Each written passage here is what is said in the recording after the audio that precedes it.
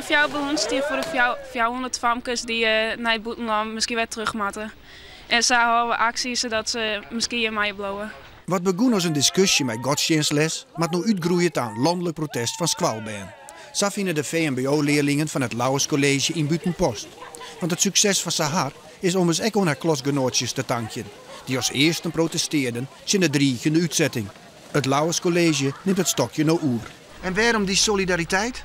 Nou, dat is net samen 400 famkes weer terugsturen naar je land waar het echt vreselijk is. Het is hier nog net veilig. En ze zijn hier nog van Westen, dus dat ging gewoon net. Wij zijn christelijke squallen en iedereen is je welkom, moslim, atheïst of christen. Dat zit ik op plakaten, mek. Maar samen vecht je het geen onrecht. En bleef het bij deze actie of gaan er nog brieven richting Den Haag? Nou, we horen ze in ieder geval net stil, dus we zullen nog wel litereren. De solidariteit op het Lauwers College is net vreemd. Ze hebben een eigen Sahar in de klasse. Moskou, die na 8 jaar in Nederland wel een paspoort krijgen. Maar weet wat famkes als Sahar mij meidje matten. Ik weet zeker, 100% zeker, als die 400 meisjes terug gaan naar Afghanistan, dat ze geen goede toekomst zullen hebben. Nee? Nee, Waar baseer je dat op?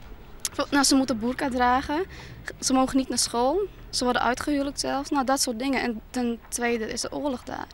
Dus ik hoop dat we dit gaan bereiken. Ze had eigenlijk een toekomst en hier is een mooie squal en zo. Dus als ik een moslim ben geweest, dan hier dat ik dat mooi vond. Dus. Maar denk je nou werkelijk dat zo'n actie als hier het in Buitenpost wat uithel je zult? Nou, ik kan altijd proberen, hè. Dus misschien komt er wel 4 mei.